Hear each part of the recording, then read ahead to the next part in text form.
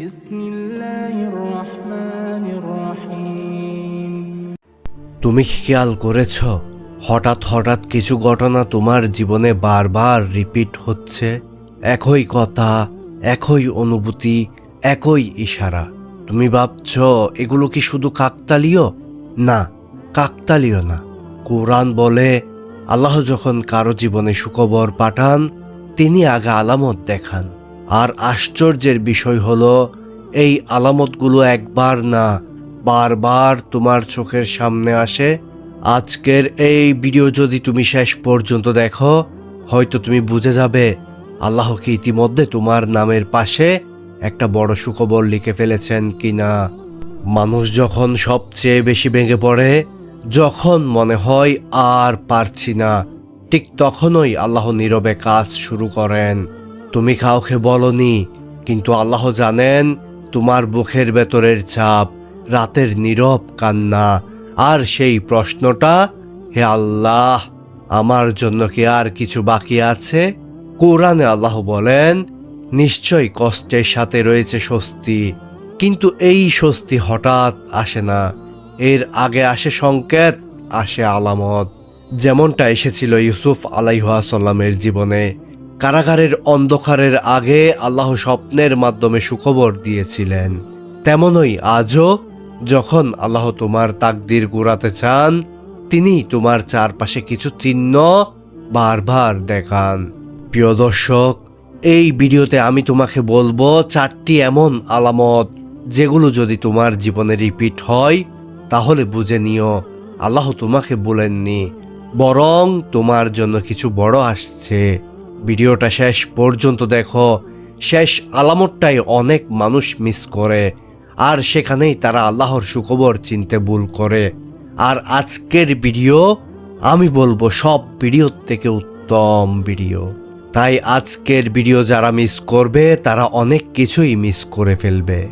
1 number, হঠাৎ করে মন ভেঙে যাওয়া কিন্তু আল্লাহর দিকে টান বেড়ে যাওয়া। প্রিয় দর্শক, একটা প্রশ্ন দিয়ে শুরু করি। তুমি কি খেয়াল করেছ সম্প্রতি কোনো কারণ ছাড়াই তোমার মনটা বার হয়ে থাকে? হাসি আসে না, কিন্তু গুনাহের দিকেও আর আগের মতো মন যায় না। এটা সাধারণ ডিপ্রেশন না, এটা অনেক সময় হয় যখন আল্লাহ তোমার হৃদয় পরিষ্কার করছেন। কোরআনে আল্লাহ বলেন আল্লাহ যাকে পথ দেখান তার বুক খুলে দেন ইসলামের জন্য।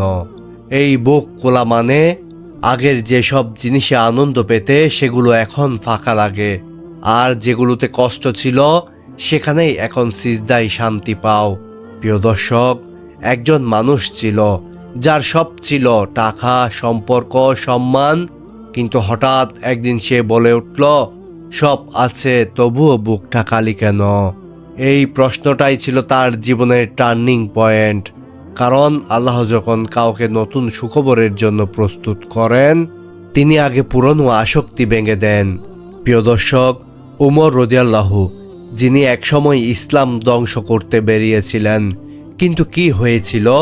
হঠাৎ করে তার হৃদয় নরম হয়ে গেল। একটা আয়াত, একটা কোরআনের অংশ পুরো জীবনটাই পাল্টে দিল। এই পরিবর্তনটা আল্লাহর পক্ষ থেকে প্রথম আলামত। তোমার জীবনেও কি এমন হয়েছে সব কিছু থাকা সত্ত্বেও মনটা হঠাৎ খালি লাগছে? কমেন্টে শুধু লিখো খালি, দেখি কয়জন এই আলামতটা ফিল করছে। 2 নাম্বার, দোয়া ভেঙে কান্না চলে আসা কিন্তু আশা ভাঙে না। প্রিয় দর্শক, এখন মন দিয়ে শুনো। তুমি কি খেয়াল করেছ ইদানিং দোয়া করতে বসলে কথা শেষ করার আগেই চোখ ভিজে যায়? আগে দোয়া ছিল অভ্যাস, এখন দোয়া হয়ে গেছে প্রয়োজন। এই কান্না দুর্বলতার না, এটা আল্লাহর ডাক। হাদিসে এসেছে আল্লাহ সেই চোখকে ভালোবাসেন যে চোখ নীরবে তার জন্য কাঁদে। আর কোরআনে আল্লাহ বলেন তোমরা আমাকে ডাকো আমি সাড়া দিব। কিন্তু একটা জিনিস খেয়াল করো, এই কান্নার পরেও তুমি হতাশ হয়ে যাচ্ছ না। ব্যথা আছে কিন্তু বিশ্বাসও আছে। এই বিশ্বাসটাই প্রমাণ আল্লাহ তোমার দোয়াকে সুখবরে বদলাতে চলেছেন। বিলাল রাদিয়াল্লাহু, নির্মম নির্যাতনের মাঝেও তার চোখে পানি ছিল, কিন্তু জিহ্বায় ছিল আহাদ আহাদ। এই কান্না তাকে দুর্বল করেনি, বরং ইতিহাসে অমর করে রেখেছে। কারণ আল্লাহর কাছে কান্না মানেই হার না, কান্না মানেই কবুলিয়াতের দরজা। প্রিয় দর্শক, শেষ কবে তুমি দোয়া করতে গিয়ে চুপচাপ কেঁদেছিলে? কমেন্টে লিখো দুয়ার কান্না। আর ভিডিওটা স্কিপ করিও না, কারণ পরের আলামত দুইটি বুঝতে পারলে তুমি আর কখনো নিজেকে অবহেলিত ভাববে না। 3 নাম্বার, হঠাৎ করে কিছু দরজা বন্ধ হয়ে যাওয়া, অথচ ভিতরে ভয় নয়, অদ্ভুত সাকুন। প্রিয় দর্শক, মন দিয়ে শুনো। তোমার জীবনে কি ইদানিং এমন হচ্ছে যে কিছু দরজা বন্ধ হয়ে গেছে হঠাৎ করে? চাকরি হাতছাড়া, একটি সম্পর্ক ভেঙে যাওয়া, বা যেটার জন্য তুমি অনেক দোয়া করেছিলে সেটা না হওয়া। কিন্তু আশ্চর্যের বিষয় কি জানো? এই ক্ষতির পরেই তোমার ভিতরে আগের মতো চরম অস্থিরতা নেই। ব্যথা আছে কিন্তু ভেঙে পড়ো না। এটা খুব সাধারণ ব্যাপার না। কোরআনে আল্লাহ বলেন, হতে পারে যা তোমার জন্য মন্দ সেটাই তোমার জন্য কল্যাণ। আল্লাহ যখন বড় সুখবর দেওয়ার সিদ্ধান্ত নেন, তিনি আগে ভুল দরজাগুলো বন্ধ করেন। কারণ যদি সেগুলো খোলা থাকে, তুমি কখনো সঠিক দরজার দিকে তাকাবেই না। একজন মানুষ ছিল যার স্বপ্ন ছিল বিদেশে যাওয়ার। ভিসা বারবার ক্যান্সেল হচ্ছিল। সে কাঁদত, বলতো, ইয়া আল্লাহ, কেন আমার সাথে এমন হয়? কিন্তু কয়েক মাস পর যে দেশে সে যেতে চেয়েছিল সেখানে বড় বিপদ নেমে আসে। আর সে বুঝে যায় আল্লাহ তাকে ফিরিয়ে রাখেননি, বাঁচিয়ে রেখেছিলেন। প্রিয় দর্শক, হুদাইবিয়ার সন্ধি মনে আছে কি তোমার? সাহাবারা ভেবেছিল সবকিছু তাদের বিপক্ষে, কিন্তু আল্লাহ বললেন, নিশ্চয় আমরা তোমাকে স্পষ্ট বিজয় দান করেছি। যেটা তাদের চোখে হার ছিল, সেটাই ছিল ইতিহাসের সবচেয়ে বড় বিজয়। তোমার জীবনেও কি এমন কোনো দরজা বন্ধ হয়েছে যার জন্য তুমি এখনো প্রশ্ন করো কেন? কমেন্টে শুধু লেখো দরজা বন্ধ, আর মন দিয়ে শুনো পরের আলামতটা, কারণ এটা সবচেয়ে ভয়ঙ্কর, আবার সবচেয়ে আশার এবং সবচাইতে গুরুত্বপূর্ণ।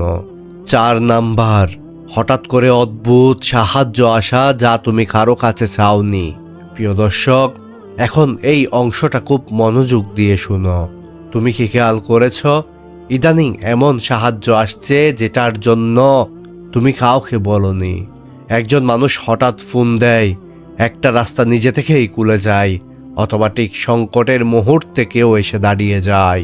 প্রিয় ভাই ও বোন, এগুলো কোনো কাকতালীয় বিষয় না। আর কোরআনে আল্লাহ বলেন, যে আল্লাহকে ভয় করে আল্লাহ তার জন্য রাস্তা বের করে দেন এবং তাকে রিজিক দেন যেখান থেকে সে কল্পনাও করে না। প্রিয় দর্শক, এখানে খেয়াল করো, কল্পনাও করেনি, মানে এমন জায়গা থেকে সাহায্য আসবে যার জন্য তুমি দুয়ার লিস্টটাই রাখোনি। আবু বক্কর রাদিয়াল্লাহু হিজরতের সময় গুহায় বসেছিলেন। বাইরে শত্রু, ভেতরে ভয়, কিন্তু আল্লাহ কি বললেন? চিন্তা করো না। তখন প্রিয় নবী হযরত মুহাম্মদ সাল্লাল্লাহু আলাইহি ওয়াসাল্লাম বললেন, চিন্তা করো না, নিশ্চয়ই আল্লাহ আমাদের সাথে আছেন। সেই মুহূর্তেই মাকড়সার জাল, পায়রার বাসা, এইসব ছিল আল্লাহর অদৃশ্য সাহায্য। আজও আল্লাহ একইভাবে কাজ করেন। যখন তিনি সুখবর পাঠান, তিনি আগে তোমাকে দেখান তুমি একা নও। প্রিয় দর্শক, তোমার জীবনে কি কখনো এমন হয়েছে যখন তুমি বুঝেছ এটা আল্লাহ ছাড়া কেউ করতে পারে না? কমেন্টে লিখো অদৃশ্য সাহায্য। প্রিয় ভাই ও বোন, এখন খুব সিরিয়াস একটা কথা বলবো। অনেক মানুষ আল্লাহর কাছ থেকে সুখবরের আলামত দেখে, তবুও সেই সুখবরটা নিজের হাতেই নষ্ট করে ফেলে। কেন জানো? কারণ তারা ভাবে, আচ্ছা এখন তো আলামত দেখছি, এখন বুঝি সব ঠিক হয়ে যাবে। না ভাই, এখানেই সবচেয়ে বড় ভুল। আল্লাহ যখন আলামত দেখান, তার মানে এই না তুমি বসে থাকবে, তার মানে এখনোই তোমার দায়িত্ব শুরু। প্রিয় দর্শক, আমরা যে ভুলগুলো করি তার কিছু উদাহরণ দিই। 1, ধৈর্য ছেড়ে দেওয়া ঠিক শেষ মুহূর্তে। কোরআনে আল্লাহ বলেন, নিশ্চয়ই আল্লাহ ধৈর্যশীলদের সাথেই আছেন। বেশিরভাগ মানুষ এখানেই হেরে যায়। আল্লাহ আলামত দেখান, তারপর একটু সময় নেন, দেখতে চান তুমি শুধু ফল চাও নাকি তার উপর ভরসা করো। ইউসুফ আলাইহিস সালামের কথা কি মনে আছে? স্বপ্ন দেখেছিলেন, কিন্তু বাস্তব হতে বছরের পর বছর লেগেছিল। কারাগার, অপবাদ, নিঃসঙ্গতা, সব পার করে সুখবর এসেছে।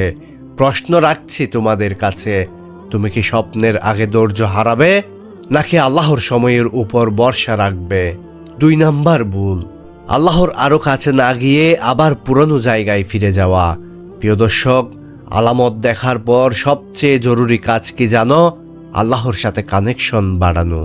কিন্তু মানুষ কি করে, আমরা কি করি?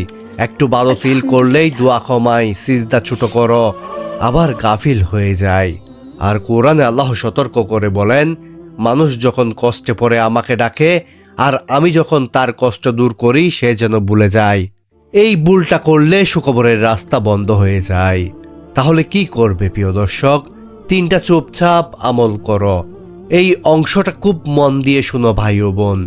এগুলো দেখানোর জন্য না, নিজের আর আল্লাহর মাঝে রাখার জন্য। 1 নাম্বার, নিয়মিত ইস্তেগফার, দিনে অন্তত 100 বার, কারণ ইস্তেগফার বন্ধ দরজা খুলে দেয়। 2 নাম্বার, তাহাজ্জুদে চুপচাপ দোয়া, লম্বা কথা না, শুধু বলো, ইয়া আল্লাহ তুমি জানো। এই 1 লাইন আকাশ নড়ে ওঠে। 3 নাম্বার, নিয়ামত দেখার চোখ, যা নেই সেটা না, যা আছে সেটার জন্য শুকর করা। শুকর সুখবরকে তাড়াতাড়ি আনে। প্রিয় ভাই ও বোন, যদি এই ভিডিওর একাধিক আলামত তোমার জীবনের সাথে মিলে যায়, তাহলে এটা কোনো মোটিভেশনাল কথা না, এটা আল্লাহর ডাক। হয়তো এখন সময় লেখা হয়নি, কিন্তু কলম উঠেছে, আর আল্লাহ যখন কলম তুলেন কেউ সেটা থামাতে পারে না।